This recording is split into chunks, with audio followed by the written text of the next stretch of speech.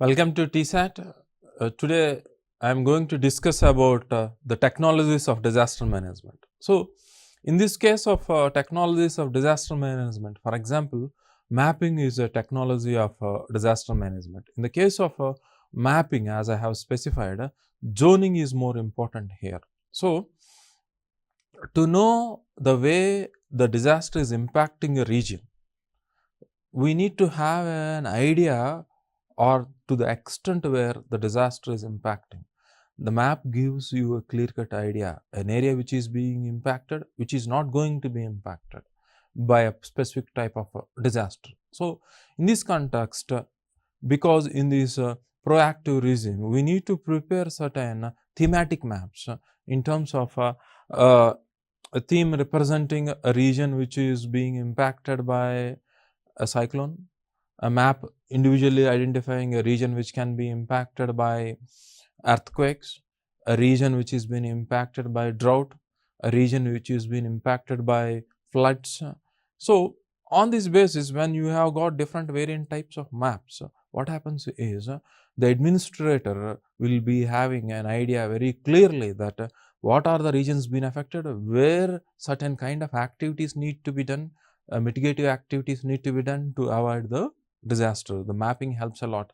When these maps are being made, supplied to the public, or when they are being relayed in electronic media, what happens is many people will be aware of the disaster management, so that what are the areas where we can use for more human habitations, or what are the areas need to be avoided to avoid these kind of dangerous consequences, where mapping helps this in this process of zoning. Next technology is aerial photography, pre-disaster and post-disaster conditions. So, here aerial photography, you might have observed in the news bulletin that the chief ministers and the prime ministers traveling in a helicopter observing the inundated, impacted, vulnerable region. The reason behind it is one must be able to estimate what has happened, to what extent people are being affected, what is the loss of a property, what is the loss in terms of agriculture. For this, we need to have an aerial photograph. Now, there is possibility of doing this kind of photography not only with these kinds of helicopters or aeroplanes or drones. Nowadays, we can have an aerial photographs with the help of satellites also. So, in this context, when you are comparing a region before the occurrence of a disaster and after the occurrence of a disaster, this gives you a clear-cut idea to the extent being impacted. So, this is being made possible with technology, having an aerial photography. Communication is one such technology which I have discussed with you in the previous session, where you must have a kind of communication mechanism which will be working even during a disaster. The example which I have given to you is a satellite phone. Even though the existing infrastructure fails, the satellite phones will be working because they are directly linked to the satellite. So, a satellite phone is an alternative mechanism or a technology which is helpful for the purpose of communication. A radio, which is also a traditional technology, is further serving you the existing requirement, because radios transmission doesn't require a kind of antenna. Directly, the ionosphere, a layer in the atmosphere, can act as a reflecting layer for transmission of radio signals. So, these are some communicative devices which help you in disaster management. Logistics main idea is to make the essential service and resource available to a region when the existing type of transportation mechanism fails.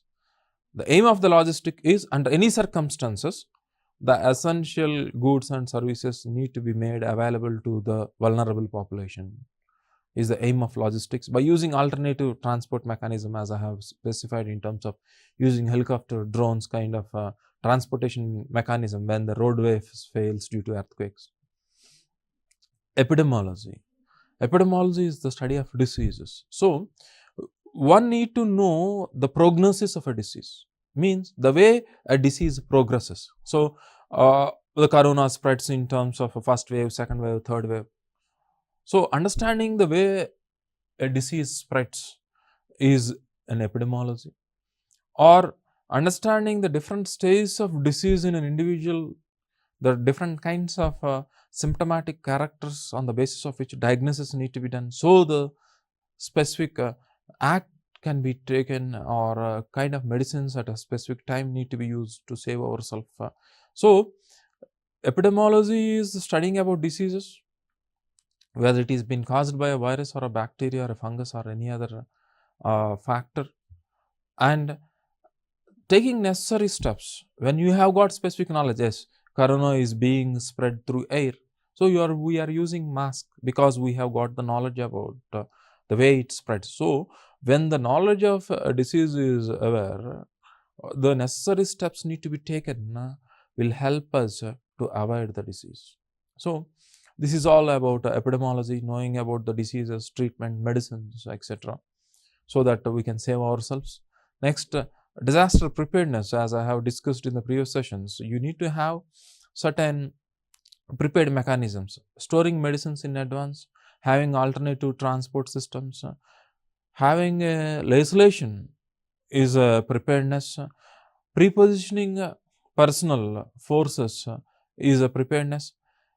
For example, concentration on vulnerable sections. So, in this case of disaster preparedness, a region which has been impacted by inundation, or a people or an age group which has been impacted, you must be able to identify so that you can minimize the loss of life and property. That is what concentration on a vulnerable section is a preparedness.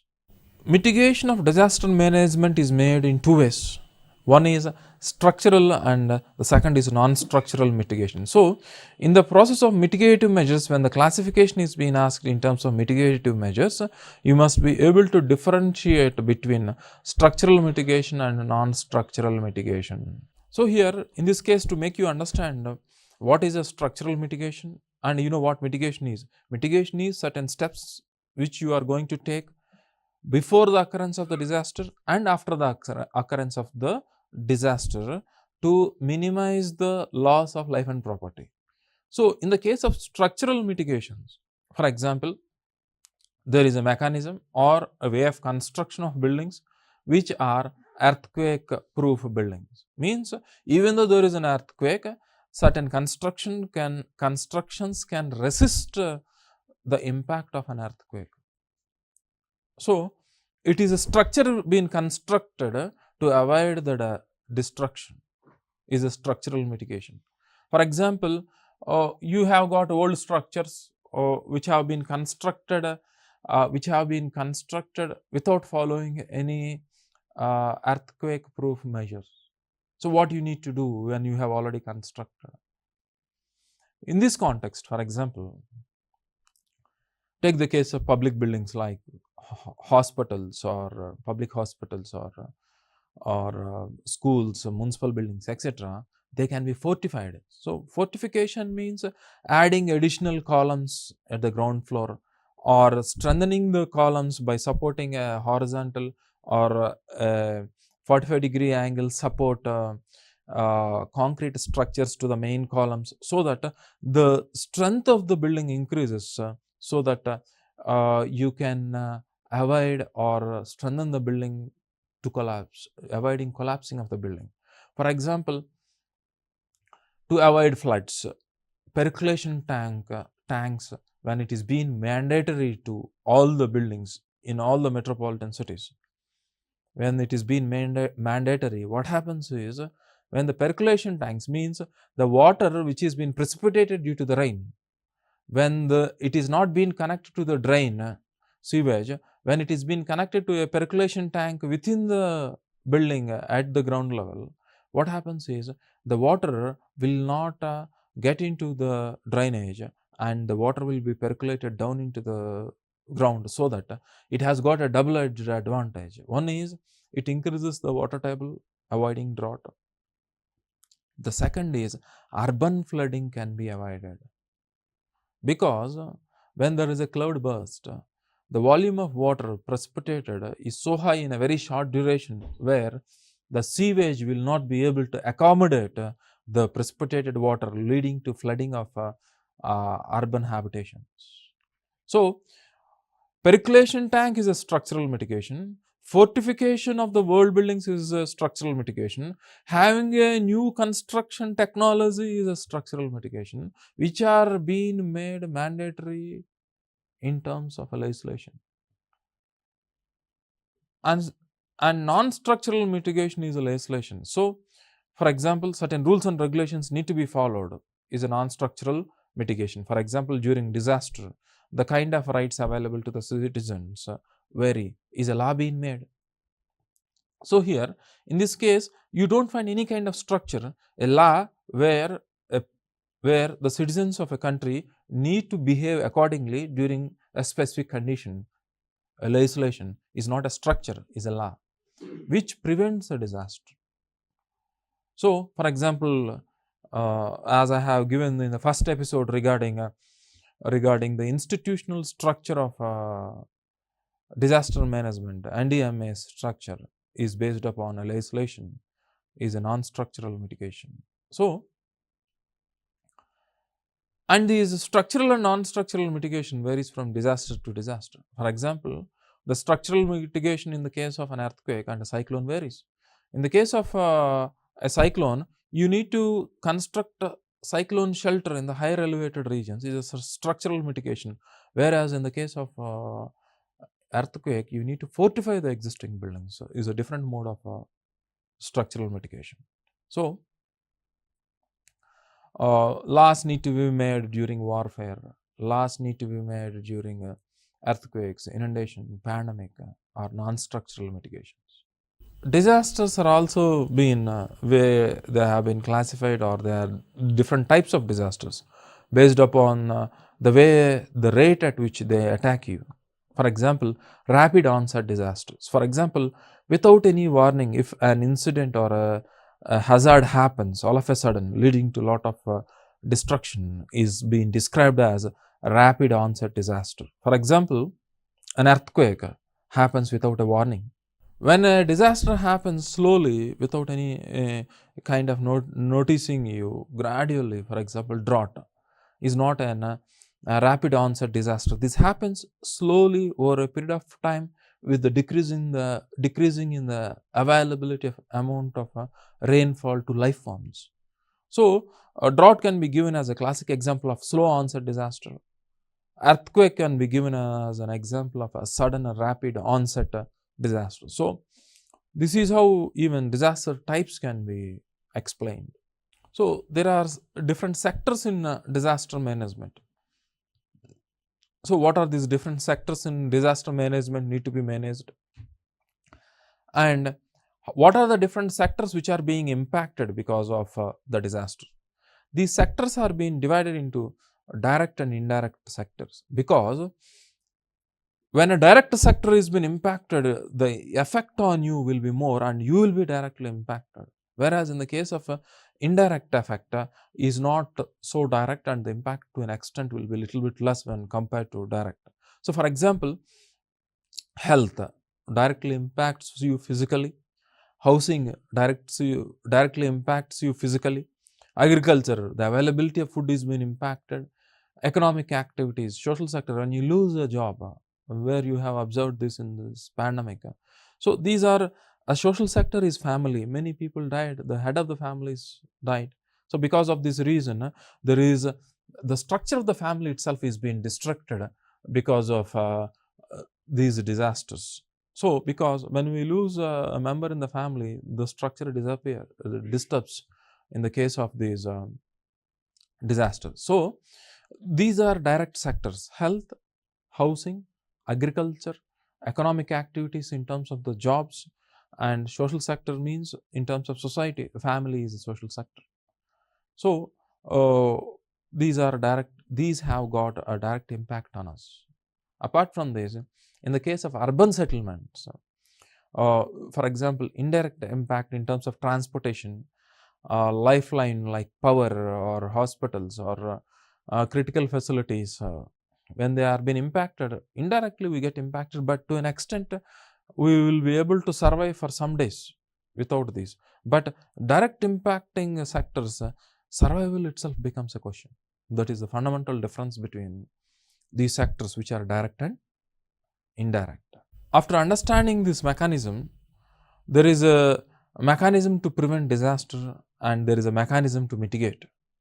Mitigation, as I have already mentioned the meaning, mitigations are a range of activities which are before the disaster and after the disaster to reduce the impact and consequences of the hazard is known as mitigation. So, what are these preventive mechanisms? Avoiding harmful phenomena and effects. So for example, cloud seeding, avoiding drought. So what do you mean by cloud seeding? Cloud seeding is a mechanism where you are spreading certain aerosols in the minimum available clouds to accelerate the rate of condensation. When the rate of condensation is accelerated, it leads to precipitation, means it leads to rainfall. So here, even though rainfall is not available naturally, you are able to create a kind of condition for rainfall to happen so that you can avoid a drought. So for example, silver iodide is being used previously. Now, because silver iodide is more costly as an aerosol to spread in the clouds available, bismuth trichloride nowadays being used because economically, when you consider as far as investment cost is considered, silver iodide is highly costly. So what are you doing is, you are spraying these kind of aerosols or kind of dust particles in the clouds. As the dust particles increases the rate of condensation, means increasing the rate of condensation means converting the water vapor to droplets of water. When the droplets of water being formed are more, they collide with one another, which are suspending in the air, known as clouds, leading to increasing in the size of the water droplet, subjecting to gravity, leading to precipitation. So this is the advantage with cloud seeding, can avoid drought. So cloud seeding avoid drought. Land use pattern is a preventive mechanism. So land, depending upon the topographical features, a region might be a low-lying, a region might be faulted. So on this basis, mountain slopes must be used for a different activity. So a certain region can be used for an agriculture, certain regions must only be used for housing, certain regions must only be used for industries. So to avoid pollution or to other disasters, etc. So the land use pattern need to be demarcated for these different kinds of activities which I have specified. Land use pattern, agricultural practices. So for example, using certain water conservative mechanisms like drip irrigation or sprinklers can avoid drought. Even though the average precipitation, the precipitation existing in this season, if it is less than the average, when you use a mechanism to conserve water, you don't experience drought because food will be available, employment will be available. So an agricultural practice using a different kind of technology like sprinklers and drip irrigation, water essential to irrigate an acre of land through canal irrigation will be sufficient enough to irrigate 10 acres of land, so that the agricultural production can be made more with a minimum availability of water. The change in the technology is an agricultural practice. The direction of plowing on the basis of the slope gradient of your plot being cultivated. So if the slope gradient is in one direction, the plowing must be perpendicular to the direction of the slope, so that weathering and erosion of the soil can be avoided, is an agricultural practice. Mulching is an agricultural practice. For example, adding certain dairy waste, domestic waste, adding certain coir to the soil increases the organic composition. With the increasing in the organic composition, the water holding capability of the soil increases. Increasing in the essential soil organisms which are helpful for the soil health. These are all different agricultural practices need to be followed by the farmer to avoid drought. So Pre-positioning supplies, which I have discussed. So you need to place certain infrastructural mechanisms, food, medicines, vaccines, etc. in advance, and equipment. Predicting secondary threats. So when there is a first wave, there is possibility of a secondary wave is a prediction. When there is a primary tremors, you must be able to expect a secondary shock waves. Is a preparedness predicting mechanism for an earthquake and a pandemic. So one must have a predicting capability of different diversified disasters. We are able to predict a warfare with China. So you have moved troops in advance to Ladakh and Arunachal Pradesh with the help of imaging of satellites by observing the movement of troops. Is a prediction mechanism. So in this process of disaster management, there are certain phases which we need to follow in the disaster management. So what are the different phases we need to follow accordingly to avoid these disasters? So one is a preparatory phase. You must be prepared in advance. So what is the preparatory mechanism we have got to avoid disaster? For example, we have got an organization. We must have an organization to avoid this. The organization which we have made is NDMA, National Disaster Management Authority. In the first part, I have discussed the institutional structure of disaster management is an organization. Because when there is an organization, there will be coordination of action. When there is coordination of action, there will be a economy of resource. Resource will be better utilized. Saving of time will happen because of coordination. Coordination happens only because of organization. The organization we have got is NDMA legislation. So this NDMA is being established and executed on the basis of a legislation being made known as Disaster Management Act 2005 is a legislation which has specified that there are certain authoritative levels at different hierarchies. In this hierarchy, the way the executive need to act accordingly. Next, inventories. You need to store certain essential goods and services, transport them to the essential place is an inventory. Response plan. What to do for a cyclone, what to do for an earthquake, what to do for a warfare, etc. need to be planned. Warning phase. So when you have predicted, you must be able to warn the people in advance. Is one of the major second phase of disaster response. So when you are able to warn the people,